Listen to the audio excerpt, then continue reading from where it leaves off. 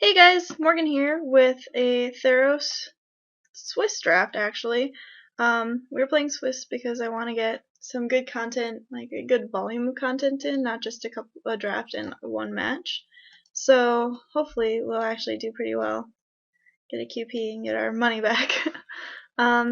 so here it's a pretty clear Shipbreaker Kraken. We have Shipwreck Singer and Omen Speaker and Vaporkin also in blue. But Shipbreaker Kraken is just very, very good. It is a 6/6 for 6 originally, and then you make it into a 10/10 that taps 4 target creatures that don't untap, and as long as you control Shipbreaker Kraken. So hopefully we get Shipwreck Singer back. That would be really nice. We are passing Gary though, so I might put somebody in black. So we're not going to count on all the black. Perforce's Emissary is a good pickup. Divine Verdict would be fine, but we're taking the Shipbreaker Kraken. Fun fact, there was no actual green in that pack, so we could get away with not taking it. Psychic Intrusion, or we could get away with green. Psychic Intrusion is an interesting spell, because you can choose a non-land card from that player's hand or graveyard. I kind of want to take that. We're going to experiment today. There's also a Disciple of Phanax, which goes great with the Gary we just passed. There's Nylea's Disciple that could also be very good. I think we're going to try that Psychic Intrusion, though. We have Sip of Hemlock here. We also have Time to Feed. I think I'm going to take the Time to Feed. Maybe, I mean, it is green, and Sip of Hemlock isn't fantastic. So I could start cutting black off, but I don't know what we'd get. We're going to try this.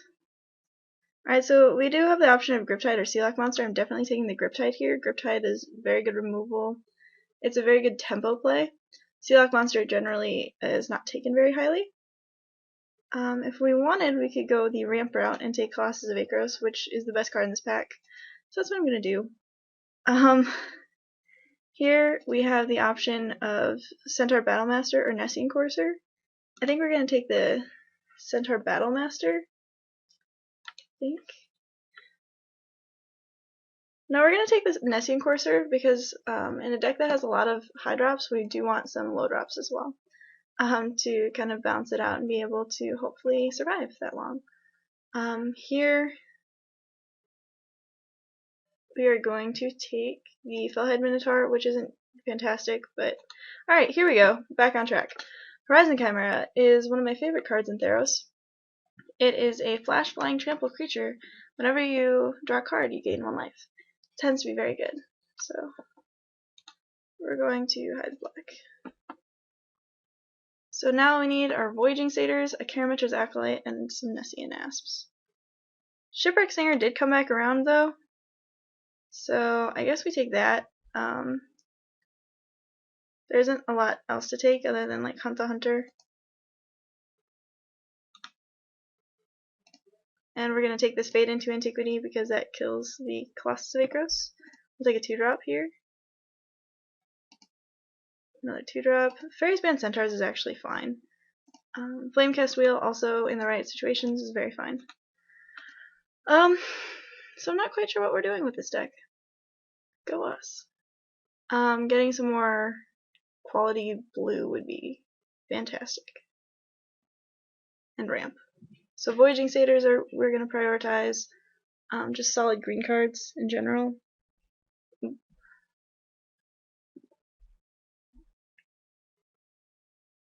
I'm surprised this Horizon Chimera went that late.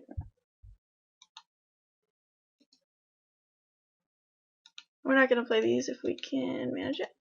Shipwreck Singer is just a very good card in the green-black deck.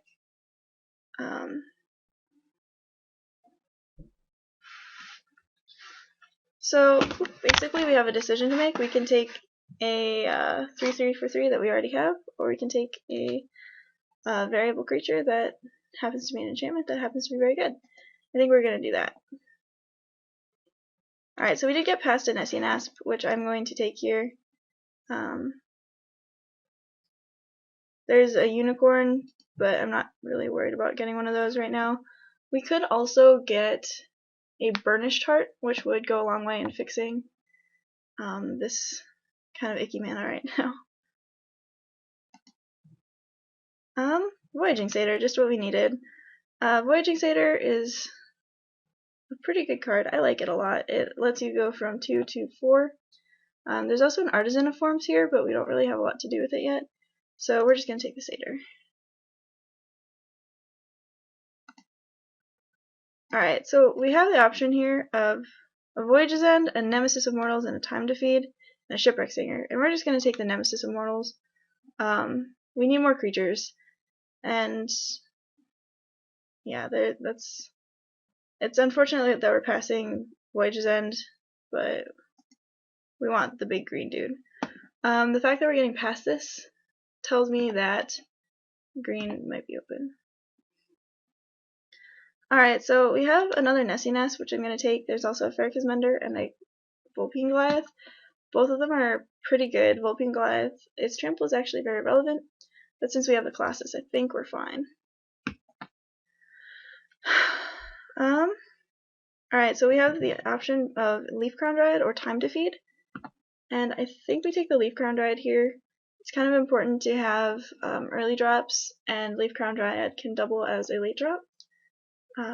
We are passing a second Time to Feed, which is unfortunate.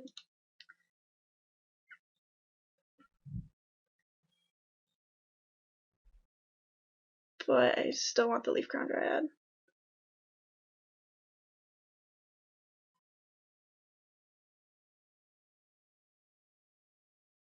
Alright, so we don't have anything in our colors here, like specifically. Ill-Tempered Cyclops is a very good card. It turns into a 6/6 for 6 basically. We're just going to take the Traveler's Amulet though, because it looks like we're playing 3 colors.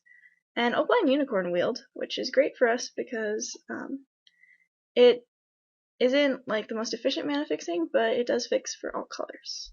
So it's not necessarily ramp, but it does put us to our 5 drops pretty easily, which is nice.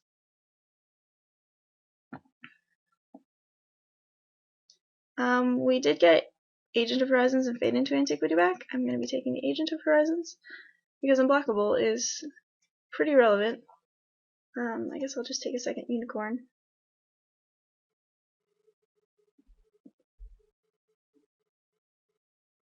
Fingers crossed that at least one of those Time to Feeds wheels.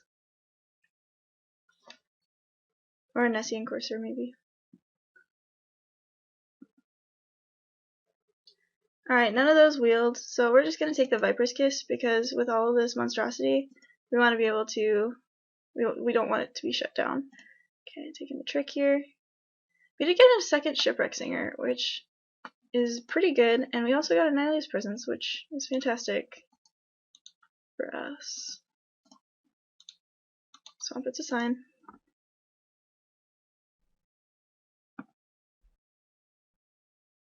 Alright. So this is just what the doctor ordered. It is a way to give all of our big dudes trample, which is important because otherwise they could just chump block all day. Not too depressed that I'm not going to be playing this Ashen Rider. As 8-drops go, I'm not as impressed with it as I am with Colossus of Akros. Yeah. Other good cards in here. Baleful Eidolon would be fine. Sip of Hemlock, but I'm snap picking this. Alright, so we have the choice between Nihilus Disciple and Karametra's Acolyte. At this point, I'm picking up the Karametra's Acolyte because I do want the big mana for the Nessian Asp and the Shipbreaker Kraken, and especially the Colossus of Akros.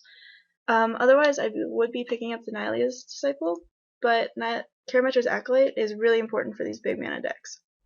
Here we're going to pick up Curse of Swine over the Nessian Courser because Curse of Swine basically has the capacity of wiping your opponent's field, especially if you have a Karametra's Acolyte. Alright, so here I kind of just want to take the On-Color Temple over the Vulpine Goliath, because I don't have one of these yet, and I could play it in EDH, and also because I'm not too psyched about that Vulpine Goliath. You're gonna pretty easily take a Prescient Chimera. Having a flyer is gonna be really nice. Another thing in there was Unknown Shores. Here I'm gonna happily take this Burnish Heart because it looks like we might be playing 3 colors. Otherwise, we're just gonna use it to get to that Colossus of Akros much faster, and additionally get to the Nemesis Immortal much faster. We also have a second Voyaging Satyr, which is exciting, and a second Prescient Chimera. We don't have a lot of the good bounce that blue uses, but we do have some pretty good mana fixing, so that's nice.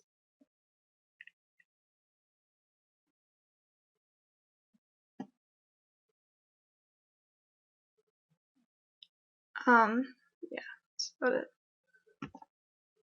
So this is looking pretty neat so far. So Sip of Hemlock came back around. I'm gonna take it. I might not play it, but it's definitely a usable card. I'm not sure if I'm gonna be playing this Night Howler or not. It is double black, but I think a black splash is kind of worth it. Otherwise, we can have a decent green-blue deck. Whooping Goliath wheeled, so glad I took whatever I took over it.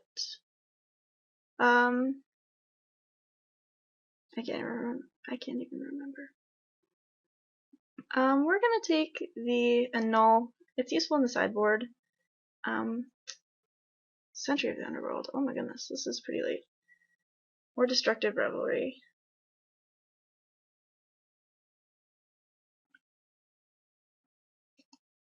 If the Century of the Underworld, oops, shoot, I meant to take the Unknown Shores.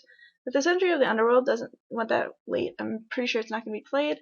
However, we could easily splash the Destructive Revelry as removal if we wanted. Oh yeah, the Temple of Mystery. That's what we took over the Whooping Goliath the first time. Okay. So, we're going to be playing a lot of creatures, looks like. Which is fine by me.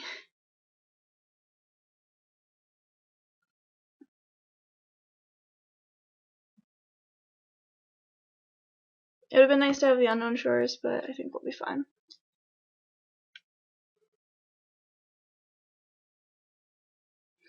I love the flavor text of that card. Okay. So we're definitely playing Horizon Chimera. Annihilate's Presence is fine. Probably not playing that. Nope.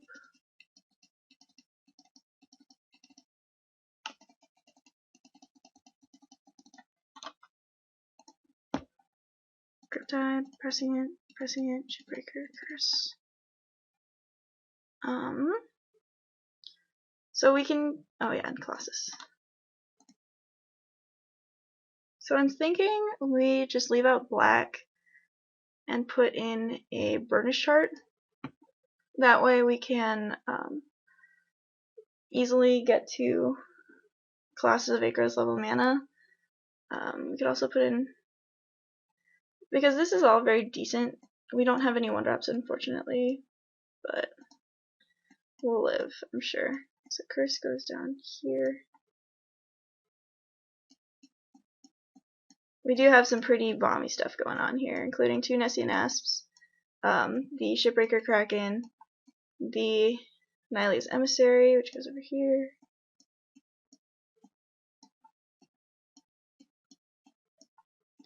And we are main decking Fade into Antiquity. There's usually a target for it pretty easily. So yeah, this actually looks like a pretty awesome deck.